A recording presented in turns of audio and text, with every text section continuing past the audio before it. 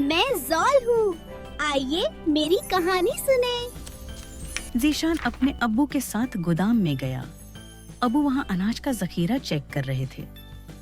ज़ीशान ने अनाज के छोटे छोटे ज़रात हाथ में लेकर हैरत से देखा। अब्बू ने कहा, बेटा, यही ज़रात जमा होकर हमारा सारा जखीरा बनते हैं।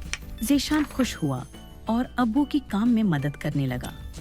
मुझे उम्मीद है कि आपको मेरी कहानी पसंद आई होगी। अलविदा दोस्तों, अगली बार मिलते हैं। अस्सलामुअलैकुम दोस्तों, मैं डाल हूँ। आइए मेरी कहानी सुने। अहमद के अब्बू डॉक्टर थे। एक दिन अहमद स्कूल के लिए तैयार हो रहा था कि दरवाजे की घंटी बजी।